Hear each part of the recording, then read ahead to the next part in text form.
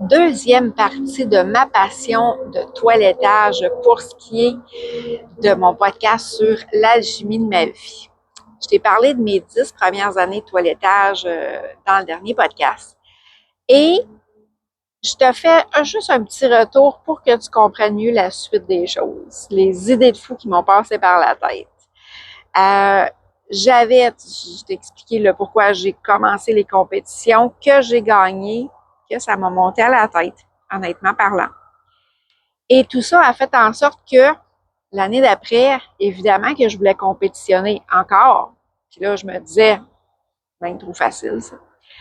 Moi, je vais arriver là avec une idée originale. Je vais monter la barre assez haute pour arriver là avec un chien noir à laquelle je n'allais pas mettre de couleur. J'ai appris avec cette expérience-là que c'était pratiquement impossible de gagner puisqu'il y a des points attitrés à la couleur. Mais l'idée originale était quand même super bonne. Tu connais peut-être l'histoire de Rapunzel, qui est une princesse jouquée en haut de son château, qui avait des longs cheveux tressés et elle était prise là, donc son prince a escaladé le château de par ses tresses pour aller la délivrer. Jusque-là, ça va bien. J'arrive là avec mon coqueur.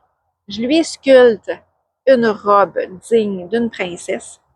Et encore là, à cette époque-là, chose qui n'était pas vraiment connue, qui n'était pas vraiment vue, je lui avais fait du tatouage capillaire sur son dos. Ça faisait vraiment comme une robe avec un corset, avec des petits designs dans son corset. Je m'applique à mettre un stencil d'un côté de son corps, lui mettre le spray, faire tout mon tatouage capillaire qui était sacoche. Je mets mon stencil de l'autre côté. Aujourd'hui, je sais très bien que c'était pas la bonne façon de faire, mais bon, c'est comme ça que j'ai expérimenté ça, moi, sur un stage aux États-Unis en avant de 500 personnes qui me regardent. Donc, mets le stencil, mets le spray, enlève le stencil et oh, les lignes ne sont pas égales. Ça va pas bien, là. Donc, j'ai essayé d'effacer le blanc, ça partait pas à moitié. J'ai été obligée d'improviser, d'essayer de sculpter en regardant de mon côté, de mon bon côté déjà fait, en essayant de compléter les lignes de l'autre côté, mais en y allant aussi au travers des lignes qui étaient déjà là. Écoute, ça n'a pas été facile, c'est loin d'avoir donné un beau résultat, honnêtement parlant. L'idée était très bonne, puis en plus de ça, comme si c'était pas assez, j'y avais installé des tresses, des rallonges après ses oreilles. Ça tenait pas à moitié. J'avais commencé la présentation. Celle qui faisait mon prince n'est pas arrivée dans le timing que je m'étais dit que ça serait le timing idéal. J'ai fait arrêter la présentation. J'ai recommencé. Écoute, ça a été un fiasco, là. Pour la petite jeune qui arrivait là, la tête en l'air, en se disant check mon bien aller, je vais arriver avec quelque chose d'incroyable, ça n'a vraiment pas été le résultat escompté. Au contraire, comme si j'en avais pas assez euh, de cette expérience humiliante. Il fallait qu'en plus quelqu'un à l'autre bout de la salle, pendant que après que j'avais fait ma présentation, quand c'est le temps aux gens d'applaudir, à savoir ce qu'ils ont aimé ou pas, on s'entend que j'avais pas beaucoup d'applaudissements, mais même quelqu'un au bout de la salle qui m'a hué. Imagine comment est-ce que je me suis sentie. Bon, mon chien qui regarde des pêcheurs avec une truite à terre. Désolée de la petite parenthèse. Donc, tu sais, quand je repasse à ça, je me dis, j'aurais aimé ça parler anglais pour ramasser le micro, puis sans nécessairement y chanter une poignée de bêtises, mais tu sais, dire quelque chose du genre Hey, toi, le clown en arrière, là, as-tu déjà commencé par essayer de venir monter sur un stage les couilles que ça prend pour faire ça? Fait que on repassera hein, pour ce qui est du huage. Mais je parlais pas assez anglais pour faire ça, puis me connaissant, là, j'aurais jamais été capable de faire ça. J'avais les couilles pour embarquer sur un stage en avant de 500 personnes, mais pour engueuler quelqu'un, même si j'étais seule one-on-one avec cette personne-là, c'était impossible pour moi. Jamais assez d'estime personnelle pour ça. Donc, j'ai ramassé mon petit courage à deux mains, je suis repartie. Mais l'année d'après, c'est une drogue pour moi, embarquer sur un stage. Je voulais encore tenter l'expérience. Là, je me suis dit, bon, je vais mettre les chances de mon bord, je vais y aller avec encore mon caniche blanc. Donc, j'arrive encore avec une bonne idée. J'ai fait un dessin d'un char de course avec une petite tune country là, qui parle justement de course. Puis j'avais quand même des points qui étaient quand même bons pour moi. Du rouge à l'époque, c'était super difficile à faire. J'étais dans les premières à arriver avec un rouge impeccable. C'était pas, ça tirait pas sur le rose, ça tirait pas sur le orange. C'était vraiment difficile à faire du rouge à cette époque-là. J'avais réussi à trouver la compagnie idéale. J'avais sculpté comme l'intérieur de la voiture où est-ce qu'on voyait le petit chauffeur. J'avais été coller une petite figurine de mon chauffeur de course, un petit volant. L'idée était sensationnelle. Mais pour ce qui est du reste, là, la voiture, elle ressemblait so-so d'une voiture. C'est moins facile qu'on pense transformer un animal. Et en plus, je voulais lui mettre des lettres, des chiffres plutôt de chaque côté, des portières comme n'importe quel char de course.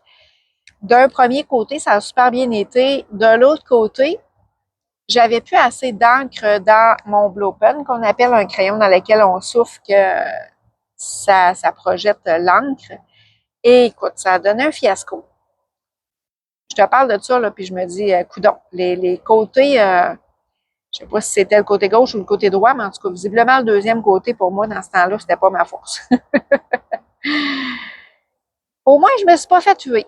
Mais là, j'ai fait comme, OK, 2 années de suite que ça marche pas mes affaires. On s'entend que j'ai compris que c'est pas si facile que ça, là. Ça m'a monté à la tête la première fois, mais j'ai pris un break pour l'année suivante. À ce moment-là, on se rappelle de ma collègue avec laquelle j'avais participé la première année, qui était toujours là, elle aussi, à faire ses compétitions.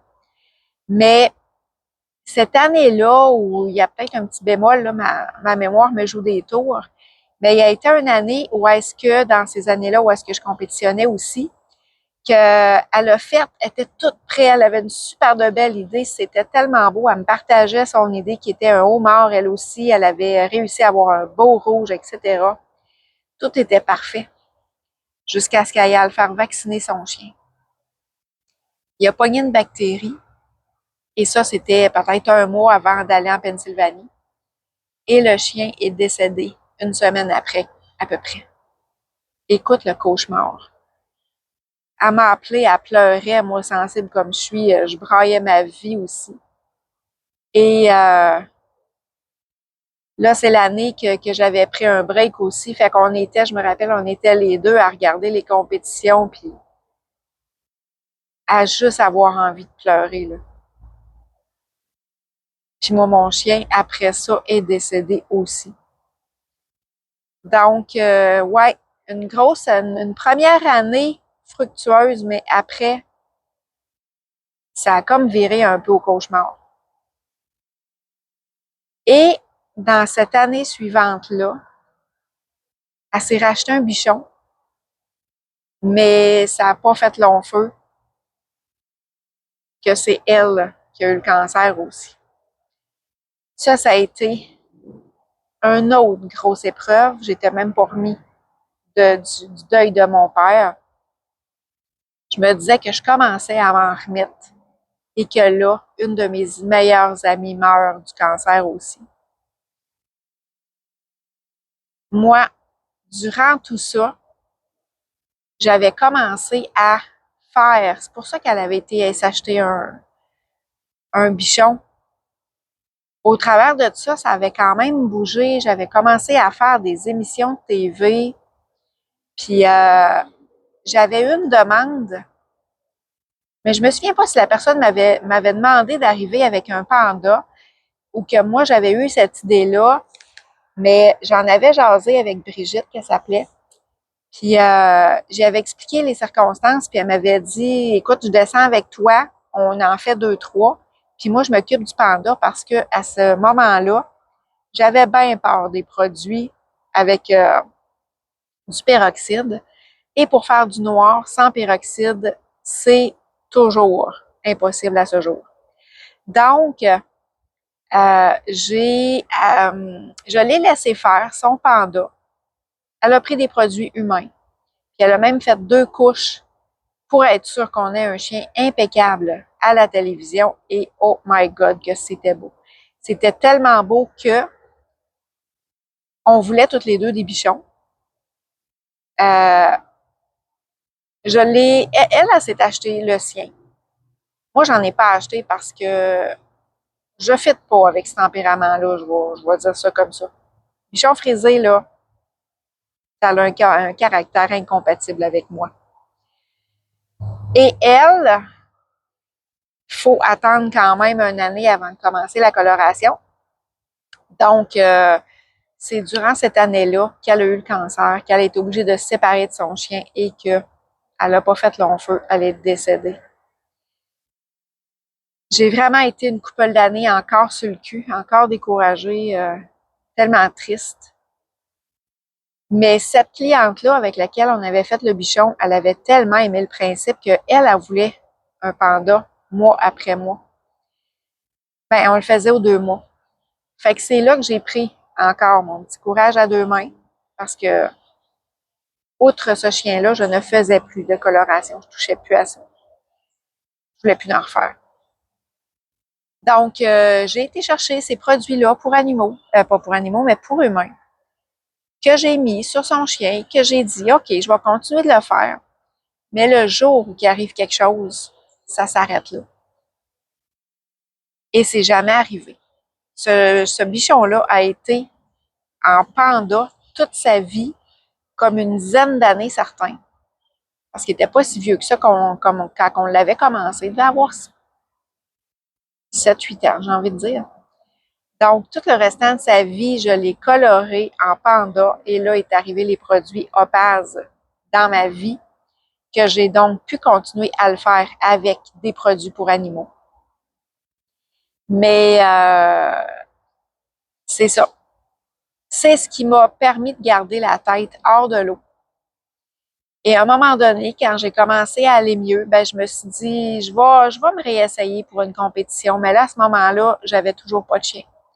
J'avais tellement peur de me racheter un caniche qui allait me donner du fil à retordre parce que je l'ai pas mentionné, mais le caniche que j'avais, qui était sœur du caniche de mon amie Brigitte, c'était des chiens qui avaient tout qu'un caractère.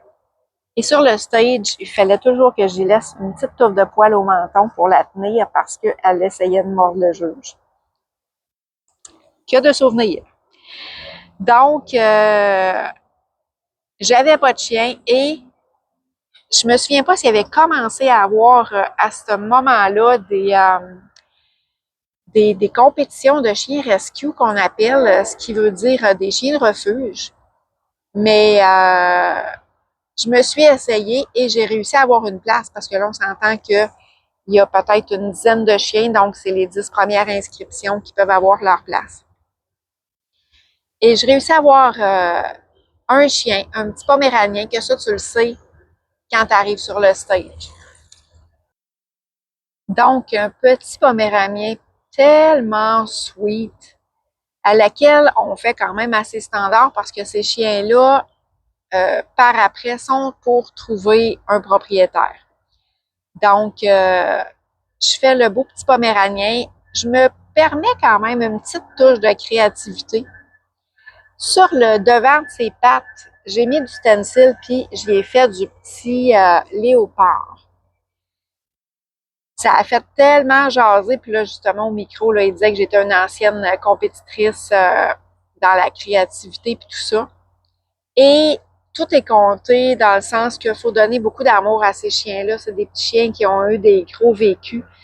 Puis moi, je le flattais tellement, je faisais des petits points d'acupuncture sur ses oreilles, tout le kit. Un coup qu'on a terminé de toiletter l'animal, on est en break et je me souviens très bien que là, on attend le jugement final, puis c'est quand même des fois assez long. Donc, le petit chien était couché sur le côté, il me montrait la bedaine, il voulait que j'y flatte les cuisses. Écoute, tout le monde était en amour avec ce chien-là. Tout le monde venait me voir et me disait faut que tu gardes ce chien-là, ça n'a pas de bon sens, il t'adore, mais c'est impossible. C'est impossible pour moi.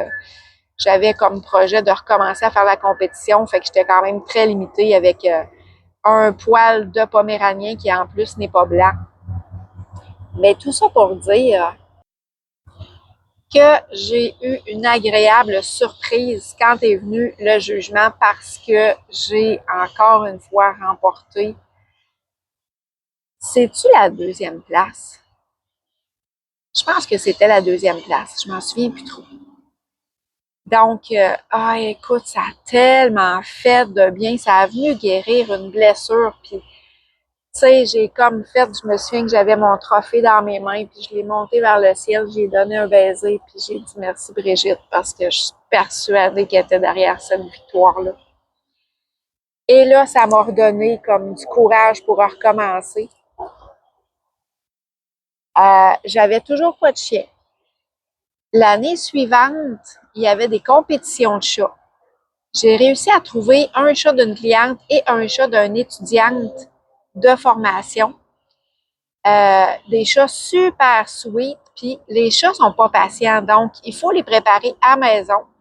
On arrive en convention là-bas, on les sort de la cage, on fait notre présentation, on les remet dans la cage, puis c'est terminé. Ce qui permet aux compétiteurs de pouvoir faire plus qu'un animal. Donc, j'arrive là avec 2 chats. J'ai gagné 2 places. Imagine encore là comment est-ce que ça a fait du bien. J'avais un premier chat qui était super coloré. J'avais fait des poissons, toutes sortes de couleurs comme dans le sud, dans l'océan. Mon 3D était pas très long par contre. Le chat avait été rasé, il pas si long. Fait que tu sais, j'avais peut-être un petit 3D de quelques millimètres. Et l'autre, moi, c'était comme ma préférence parce qu'il était blanc avec des super de belles couleurs. L'autre, il était beige. J'avais un gros 3D où est-ce que j'avais sculpté un chat sur le dos du chat qui regardait le bout de la queue du chat réel et au bout de la queue, j'avais sculpté une petite souris.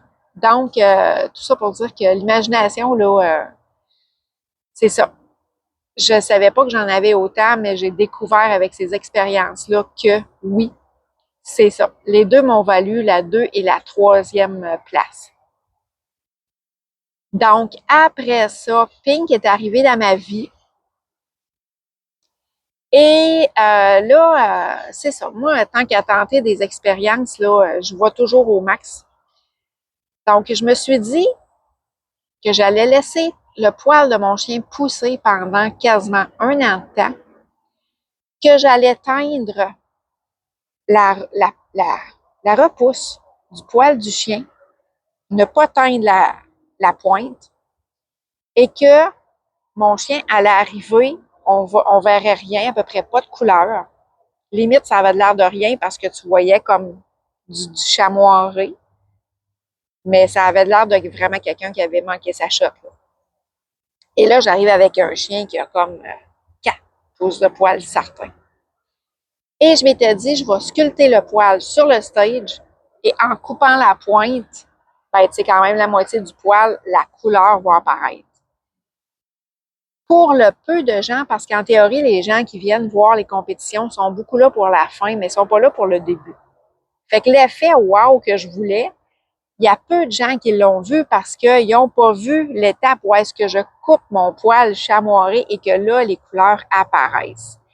Et là, comme je m'étais quand même compliqué la vie, j'avais pas fait des grosses sculptures, j'avais fait des formes de teinture comme des cercles, des carrés, de l'abstrait. Parce que je savais quand même que c'était intense comme projet.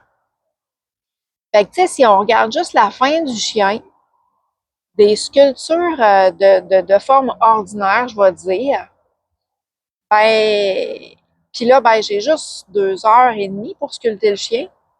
Quand on part de 0, c'était vraiment pas assez. Mais je m'étais dit, je savais que j'aurais pas la perfection de sculpture, mais je me disais, je vais tellement faire un effet wow avec ma couleur qui est pas là quand j'arrive, puis que toutes les couleurs apparaissent pendant que je sculpte. Je vais aller tout chercher les points. Mais encore là, c'est pas de même que ça marche. Il y a une partie qui est à la coupe idéale 100%, chose que je n'avais pas encore. Donc, fouette, j'ai encore passé dans le beurre parce que c'est ça. Ma sculpture avait l'air de rien. Mais tu sais, les idées de grandeur, là, je les ai pas mal tout le temps eues dans ma vie. L'année d'après, je suis arrivée là avec, tu sais, moi, le standard, ça peut pas faire, là. Faut tout le temps qu'il y ait un petit quelque chose. Fait que je suis arrivée là avec l'idée de, je vais faire une sculpture, mais là, c'est pas la même compétition, il n'y a pas de couleur dans celle-là, là. C'est de la sculpture, mais pas de coloration, justement. Fait que, écoute, j'ai fait quelque chose de vraiment sacoche. C'était super beau. Je pourrais, pour ceux que ça le tente, là, je sais pas comment je peux procéder pour, mettons, sur YouTube, faire un album de photos. Je sais pas si ça se fait, mais tu sais, je pourrais te mettre des photos de compétition. Je pourrais faire un album de photos de compétition. Bon, remarque, il y en a que j'ai pas, là. Les fiascos, je les ai pas, mais c'est sûr qu'il y en a que j'ai. Là. Mes plus belles, j'ai été les faire photographier par un photographe là-bas, tout ça. Donc, ça n'a pas fonctionné, mon affaire, parce que, bon, petit point quand même important que je t'ai pas dit, j'ai pas réussi à m'inscrire officiellement. Mais je me suis dit, viens, les gens m'ont dit, viens quand même, parce qu'il y a souvent des cancellations, ce qui fait que tu vas peut-être pouvoir prendre la place de quelqu'un. Il n'y en a pas eu, mais ils m'ont permis de faire quand même la parade. Et ce qui fait que, bon, il y a un gros chien qui passe. Hello. Hi. Je vais juste retenir la mienne. Je vais te mettre une petite pause, je pense. Je reviens. Donc, mademoiselle a décidé de se joindre à moi. Tout ça pour te dire que ils m'ont permis de faire la compétition quand même, mais il y avait comme une première ronde, il y a des gens qui se faisaient éliminer, il y avait une deuxième ronde avec ceux qui restaient jusqu'à ce qu'il reste juste une personne sur le stage. Et j'ai été éliminée à la première ronde, mais tu sais, encore là, ça allait de soi parce que j'avais pas réussi à avoir mon inscription comme officielle. Mais quand on dit que moi, j'aime ça, essayer des choses, risquer le tout pour le tout, ça a pas mal tout le temps fait partie de ma vie. Donc, ensuite de ça, j'ai pas refait de compétition avec Pink. Est arrivé les années COVID et je ne suis jamais retournée en compétition dans le fond parce qu'après ça, c'est là que j'ai eu comme mon 360. Mais pour ce qui est des compétitions que j'ai faites, ça fait pas mal le tour. Mais tu sais, même si j'ai eu, tu sais, j'ai quand même récolté 4 prix. Oui, j'ai eu des déceptions, j'ai eu des choses qui n'ont pas été aussi bien que je pensais. Mais tu sais, malgré tout, c'est tellement quand même des belles expériences. Tu sais, dans la vie, il ne faut pas regretter, puis je referais le tout pour le tout, là. Tu sais, dans les 2 expériences qui n'ont pas bien été, surtout la première, écoute, j'avais besoin d'une leçon d'humilité. Merci la vie. Fait que, c'est ça. Puis là, ben, on est quand même rendu à quasiment 25 minutes et j'ai tellement encore de bagages au travers de tout ça que je vais te laisser là-dessus et je vais faire une troisième partie à cette grande passion de ma vie qui a été le toilettage. J'ai quand même fait ça pendant 25 ans. Donc, c'est certain que ça ne pouvait pas rentrer dans 20 minutes. On se dit bonne semaine et on se revoit dans la prochaine épisode.